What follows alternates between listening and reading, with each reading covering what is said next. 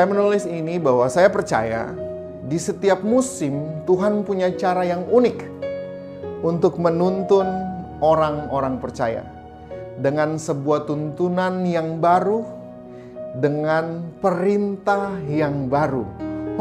Perintah yang baru. Apa itu tuntunan atau perintah yang baru? Mari sama-sama kita belajar dari firman Tuhan berikut ini. Kita buka sama-sama dalam Alkitab kita, dalam Yohanes 13 ayat 31 sampai ayatnya yang ke-35. Saya akan bacakan untuk Bapak Ibu Saudara. Sesudah Yudas pergi, berkatalah Yesus, sekarang Anak Manusia dipermuliakan, dan Allah dipermuliakan di dalam Dia. Jikalau Allah dipermuliakan di dalam Dia, Allah akan mempermuliakan Dia juga di dalam dirinya, dan akan mempermuliakan Dia dengan segera. Berikutnya, hai anak-anakku, hanya seketika saja lagi aku akan berada bersama kamu. Kamu akan mencari aku, kata Yesus, dan seperti yang telah kukatakan kepada orang-orang Yahudi, ke tempat aku pergi, tidak mungkin kamu datang. Demikian pula aku mengatakannya sekarang juga kepada kamu, aku memberikan perintah baru kepada kamu. Yesus berkata kepada murid-muridnya, ini adalah masa-masa di akhir kehidupan Yesus. Karena kita tahu setelah itu Yesus akan ditangkap. Aku akan memberikan perintah baru kepada kamu, yaitu supaya kamu saling mengasihi, sama seperti aku telah mengasihi kamu. Demikian pula kamu harus saling mengasihi. Dengan demikian semua orang akan tahu bahwa kamu adalah murid-muridku, yaitu jikalau kamu saling mengasihi. Nah, pertanyaan yang timbul waktu saya merenungkan ayat ini, firman ini, apakah perintah yang Yesus hendak katakan bahwa aku memberikan perintah baru kepada kamu, yaitu supaya kamu saling mengasihi, apakah itu adalah perintah yang benar-benar baru? Pertanyaan berikutnya, apakah Yesus lupa bahwa sebenarnya perintah untuk saling mengasihi ini sudah ada sebelumnya, bahkan di zaman Perjanjian Lama, yang pernah dikutip oleh Yesus pada waktu Yesus menjawab seorang ahli Taurat di Matius 22 ayat yang ke-35 sampai ayat yang ke-35 sampai ayatnya yang ke-40. Saya akan bacakan untuk Bapak Ibu Saudara. Dan seorang dari mereka, seorang ahli Taurat, bertanya untuk mencobai dia, Guru, hukum manakah yang terutama dalam hukum Taurat? Jawab Yesus kepadanya, kasihilah Tuhan Allahmu dengan segenap hatimu dan dengan segenap jiwamu dan dengan segenap akal budimu. Dan hukum yang kedua yang sama dengan itu ialah kasihilah sesamamu manusia seperti dirimu sendiri. Itulah hukum yang terutama dan yang pertama. Pada kedua hukum inilah tergantung seluruh hukum Taurat dan kitab para nabi. Yesus sendiri yang mengutip. Apakah itu perintah yang baru? Nah, kita jangan sampai salah untuk mengartikan seakan-akan ini perintah yang baru adalah sesuatu yang benar-benar baru. Ternyata juga tidak. Ada dua pernyataan daripada Yesus. Kalau tadi kita baca dalam Matius 22 maupun dari kitab Yohanes 13. Nah, dua pernyataan Yesus. Yang pertama, perintah baru bagi murid. Yesus berkata, aku memberikan perintah baru kepada kamu, yaitu supaya kamu saling mengasihi. Sedangkan pernyataan yang berikutnya di Matius 22 ayat 35 sampai ayat yang ke-40, Yesus mengutip di situ, kasihilah sesamamu manusia seperti dirimu sendiri. Pertanyaannya, apa yang baru waktu Yesus sedang mengajarkan murid-muridnya? Apa yang berbeda waktu Yesus sedang menjawab ahli Taurat?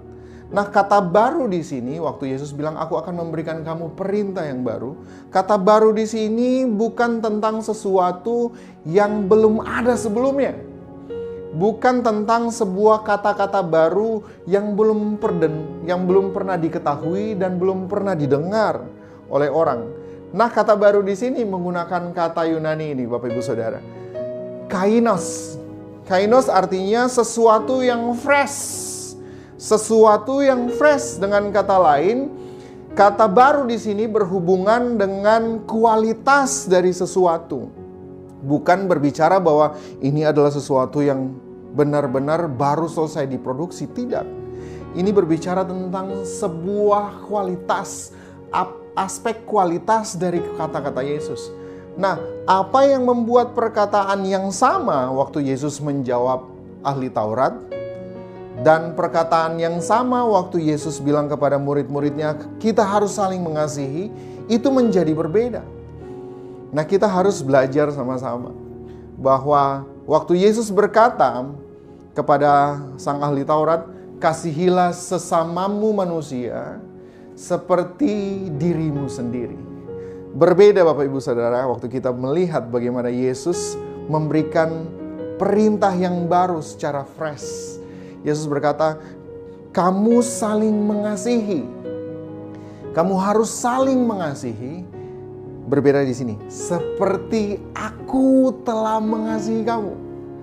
Yesus sedang memberikan sebuah perintah yang kelihatannya sama, namun memiliki kualitas yang berbeda, dengan cara memberikan perspektif yang baru kepada para murid. Dari kalimat yang sebelumnya, mengasihi seperti mengasihi dirimu sendiri, dengan kata lain seperti diriku, berpindah mengasihi seperti cara Yesus mengasihi. Ukurannya sebelumnya adalah kita harus mengasihi sesama kita sama seperti diri kita seperti kita mengasihi diri kita sendiri. Berpindah kepada kita harus mengasihi orang lain sama seperti Yesus mengasihi. Nah, ukurannya kepada Yesus. Dari ukuran tradisi, karena itu adalah sesuatu yang sudah diajarkan dalam hukum Taurat dan kitab para nabi, bahwa kita harus mengasihi sama seperti kita mengasihi diri sendiri. Itu tradisi menjadi tradisi. Itu bukan jadi kalimat yang baru lagi untuk orang-orang Yahudi saat itu. Tapi Yesus mengatakan dari sebuah tradisi kita beralih kepada keteladanan Yesus. Nah, ini yang menjadikan perintah ini menjadi baru.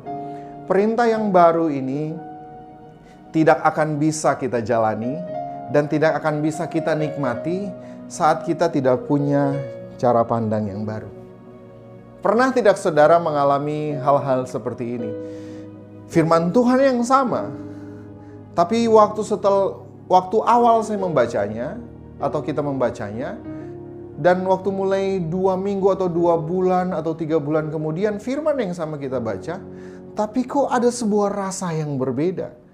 Ada new revelation, pewahyuan yang baru, yang akan membawa kita kepada new perspective, cara pandang yang baru. Nah, pertanyaan berikutnya masih dalam konteks Yohanes 13 ayat 31 sampai 35.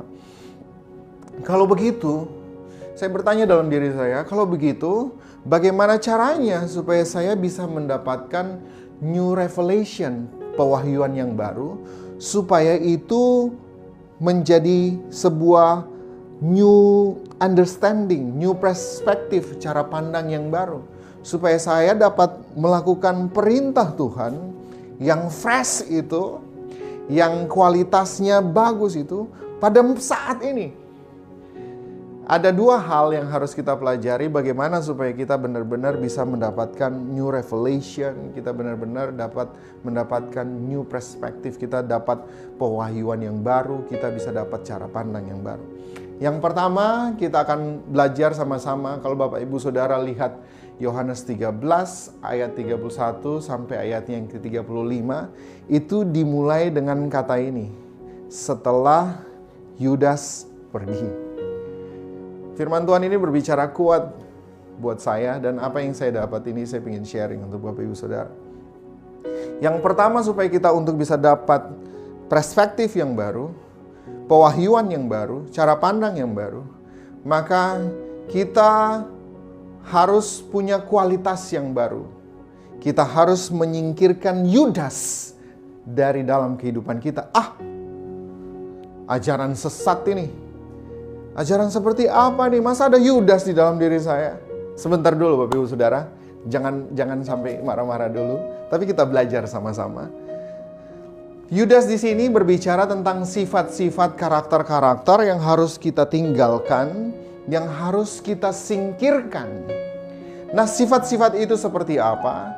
Kita baca sama-sama di dalam Yohanes 12 ayatnya yang pertama sampai ayatnya yang ke-6. 6 hari sebelum Paskah, Yesus datang ke Betania, tempat tinggal Lazarus yang dibangkitkan Yesus dari antara orang mati. Di situ diadakan perjamuan untuk dia, untuk Yesus, dan Marta melayani, sedang salah seorang yang turut makan dengan Yesus adalah Lazarus. Maka Maria mengambil setengah kati minyak narwastu murni yang mahal harganya, lalu meminyaki kaki Yesus dan menyekanya dengan rambutnya, dan bau minyak semerbak di seluruh rumah itu. Perhatikan ayat berikutnya. Tetapi Yudas Iskariot, seorang murid-murid Yesus yang akan menyerahkan dia, berkata, "Mengapa minyak narwastu ini tidak dijual 300 dinar dan uangnya diberikan kepada orang miskin?" Ini sesuatu yang sangat baik. Bukankah ini pernyataan di mana, wah, ini orang pasti punya hati buat orang-orang miskin. Tapi tidak sampai di situ, Bapak, Ibu, Saudara. Alkitab menjelaskan secara detail di situ. Hal itu dikatakannya bukan karena ia memperhatikan nasib orang-orang miskin. Ternyata ada udang di balik batu. Melainkan karena ia adalah seorang pencuri. Wah. Ia sering mengambil uang yang disimpan dalam kas yang dipegangnya. Nah, dari sini kita belajar, untuk kita bisa menerima perspektif yang baru, kita harus menyingkirkan Yudas dari dalam diri kita, sifat-sifat Yudas.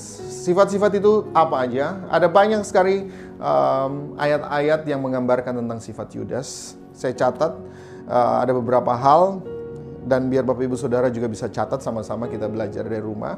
Sifat yang pertama adalah sifat ketamakan. Yang kedua, kalau kita lihat dari Yohanes 12 ayat 1 sampai ayatnya yang ke-6, sifat yang terlihat adalah sifat munafik, kepalsuan. Sifat nanti ada sifat pengkhianatan, di mana dia mencium Yesus dengan manis, tapi pada saat yang bersamaan, ciuman itu adalah ciuman pengkhianatan. Dia hanya untuk dirinya, egosentris, hanya untuk kepentingan pribadi. Ya, Yudas kelihatan memiliki keinginan yang baik kalau kita lihat dalam Yohanes 12 ayat 1 sampai ayat yang ke-6. Namun ternyata tidak ada ketulusan di dalamnya. Orang yang tidak tulus, orang yang munafik, tidak akan bisa mendapat sebuah perspektif yang baru. Makanya lihat, Yudas pergi meninggalkan setelah ditegur sama Yesus. Dia pergi meninggalkan, baru setelah Yudas pergi, yang lucunya baru Yesus kasih perintah yang baru itu. Nah, memberi itu sebuah kebiasaan, sebuah tradisi yang baik. Tapi sesuatu yang baik belum tentu benar. Apa yang Yudas lakukan di depan kelihatannya baik. Tapi ternyata sama seperti tadi saya bilang sebelumnya, ternyata ada U di balik B. Atau dengan kata lain, orang yang munafik. Nah, saya belajar untuk pribadi saya dari perikop ini, bahwa saya pun harus menyingkirkan segala sesuatu yang berbicara tentang kemunafikan, kepalsuan rohani, kemunafikan rohani. Itu saya harus buang di masa-masa seperti ini. Karena saya tahu Tuhan sedang melakukan perkara yang besar. Setiap musim, ini musim yang baru, Tuhan akan melakukan perkara yang baru. Tuhan akan melakukan mujizat yang baru. Tuhan akan melakukan sesuatu yang tidak pernah kita pikirkan. Nah, kita harus siap sebagai wadah yang benar untuk Tuhan bisa bekerja, bisa berkolaborasi sama-sama dengan kita, melakukan supaya kita bisa maksimal melayani Tuhan, kita bisa maksimal menjangkau jiwa. Nah, saat ini kurang lebih kita sudah 14 kali beribadah secara online. Saya tahu bukan hanya saudara yang menginginkan supaya kita bisa beribadah bersama-sama. Saya pun ingin, bahkan dengan sangat rindu, beribadah bersama-sama. Nah, sementara saya mempersiapkan materi ini, kemudian ada sebuah pertanyaan yang muncul yang saya yakin itu datang dari Tuhan, dibisikkan ke dalam hati saya. Pertanyaannya begini, yang hubungannya dengan ibadah bersama-sama. Apakah kerinduanmu untuk beribadah bersama-sama lagi itu adalah kerinduan tentang aku atau tentang apa? Saya terus langsung terdiam. Waduh Tuhan. Saya terdiam dan saya mulai berpikir. Saya mulai berpikir apa ya yang membuat saya rindu untuk datang beribadah bersama-sama lagi. Apakah saya rindu hanya dengan keramaiannya saja? Apakah saya rindu hanya dengan suasananya saja? Apakah saya rindu hanya dengan musik yang secara live langsung saya bisa bertepuk tangan? Apakah jangan-jangan saya sedang bosan aja dengan ibadah online ini? Jangan-jangan saat semuanya mulai normal kembali, waktu mulai ibadah lagi di gereja, dan itu mulai menjadi kebiasaan lagi, saya tidak datang dengan pengertian yang baru, kita mau mulai ibadah lagi bersama-sama, jangan-jangan saya cuma melakukan tradisi, dan saya mulai bosan lagi dengan ibadah hari Minggu di gedung gereja. Pertanyaannya, apakah saya sedang merindukan ibadah yang sejati? Atau jangan-jangan saya hanya merindukan sensasi dari sebuah ibadah di gedung gereja? Itu tiba-tiba menemplak saya, Bapak Ibu Saudara. Saya tiba-tiba terdiam waktu saya mempersiapkan firman ini.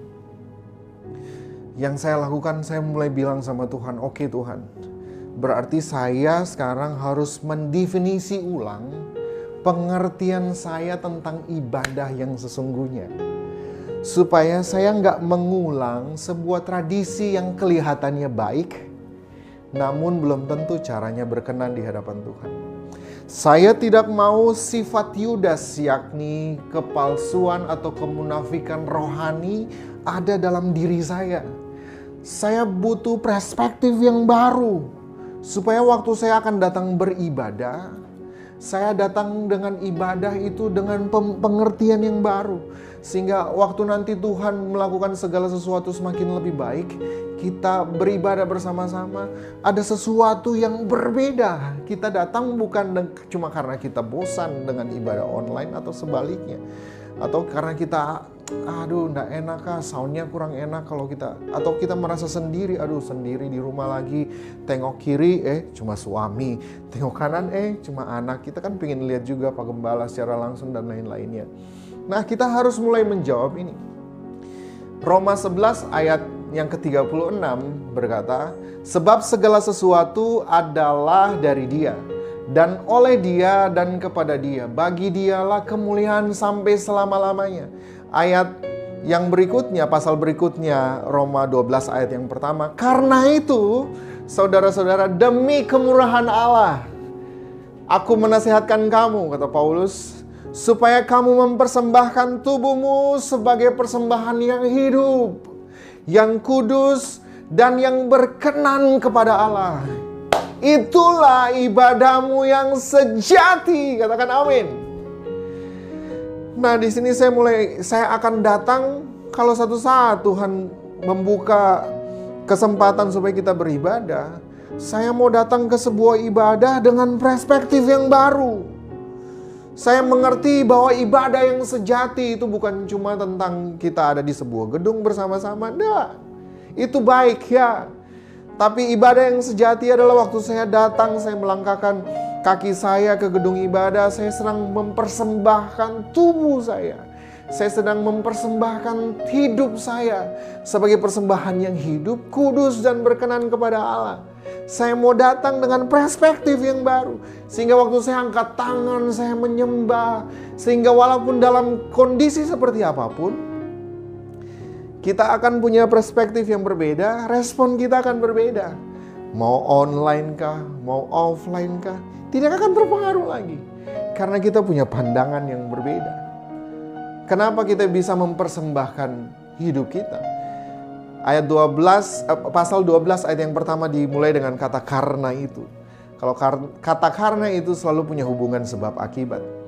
Kenapa kita mau mempersembahkan hidup kita sebagai persembahan yang hidup, yang kudus, yang sejati, yang berkenan kepada Allah? Karena apa? Karena sebab segala sesuatu adalah dari Dia. Kita mau datang mempersembahkan hidup kita. Karena apa yang saja yang kita miliki, bahkan nafas hidup yang kita punya hari ini, itu dari Tuhan. Kita mau datang memuji Tuhan, menyembah Tuhan.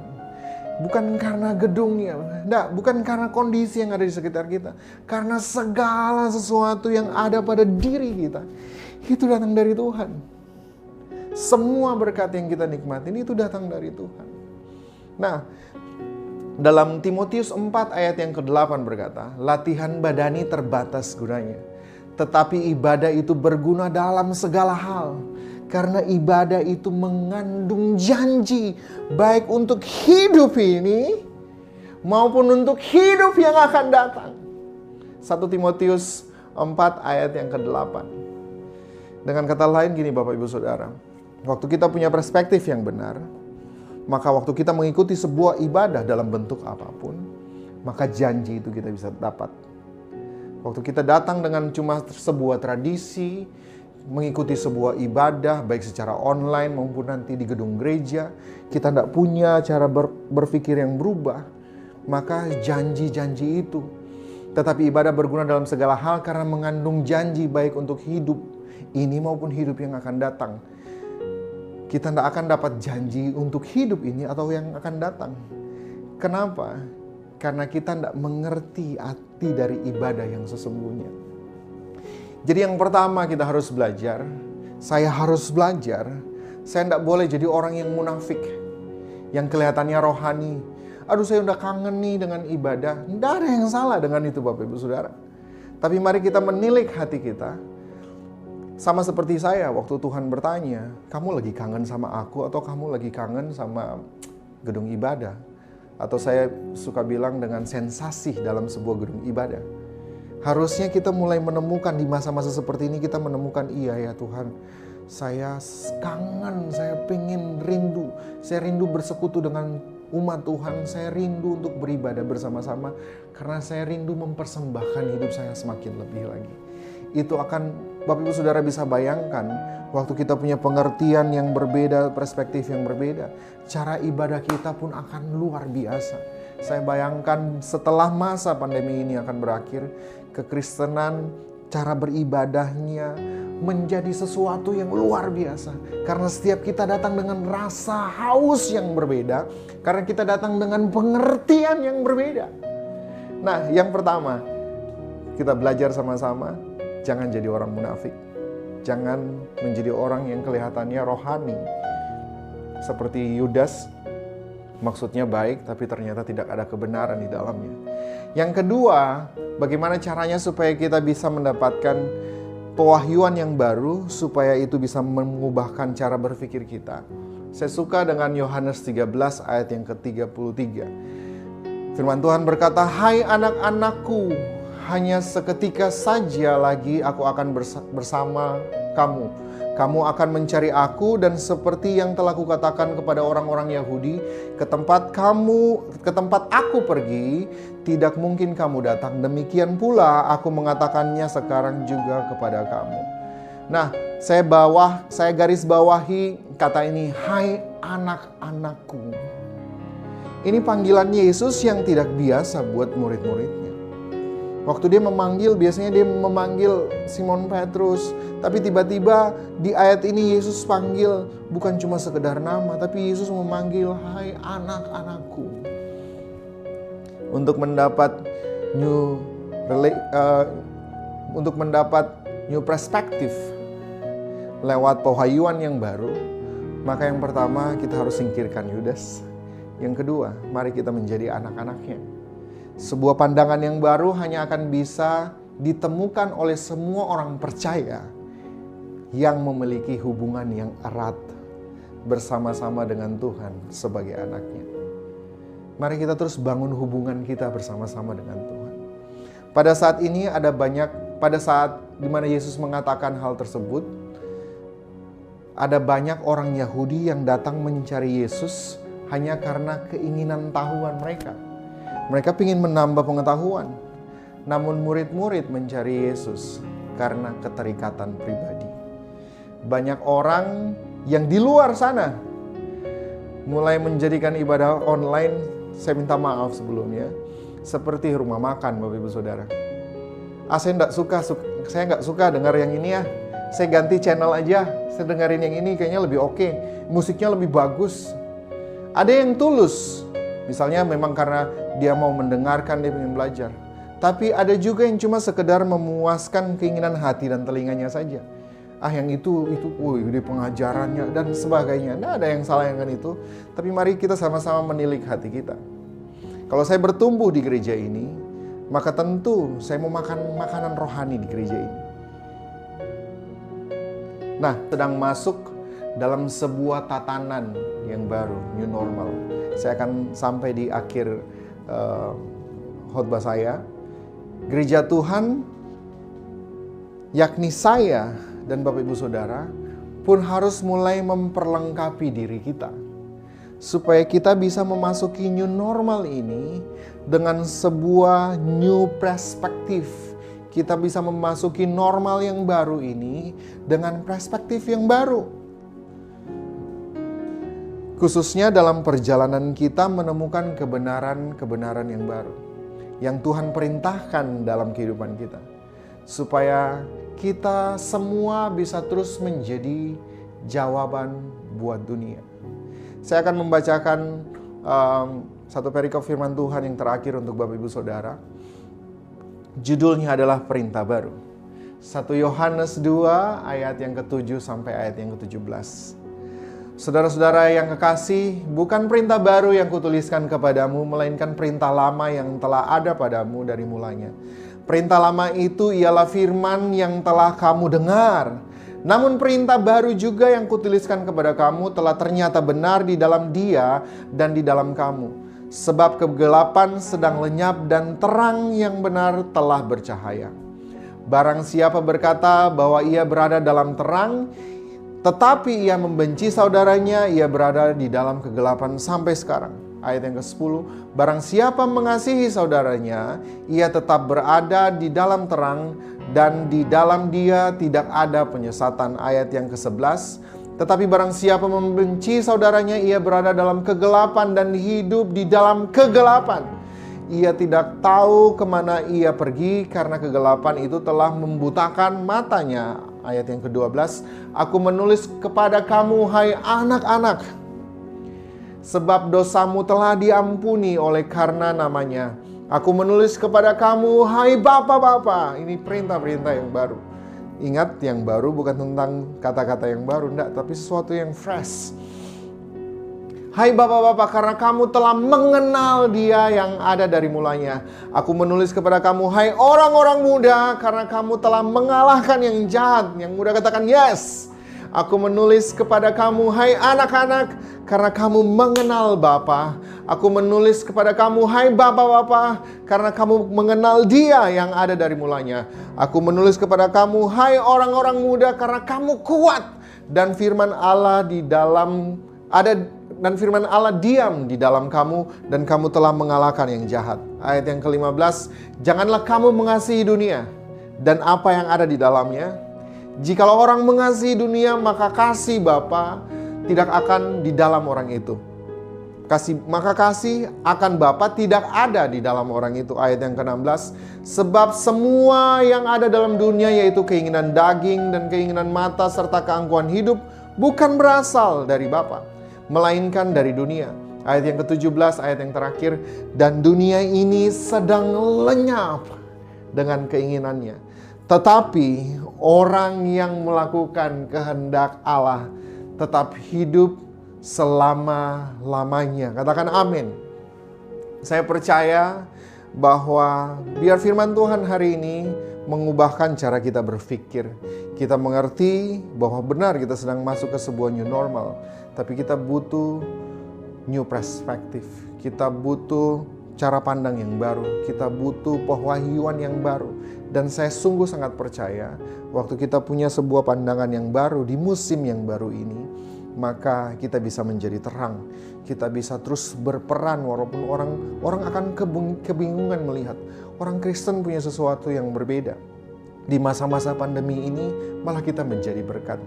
Doa saya, apa yang telah difirmankan Tuhan, apa yang telah Tuhan taruh dalam hati saya ini bisa menjadi berkat untuk kehidupan Bapak Ibu Saudara. Haleluya, amin. Mari kita satu dalam doa.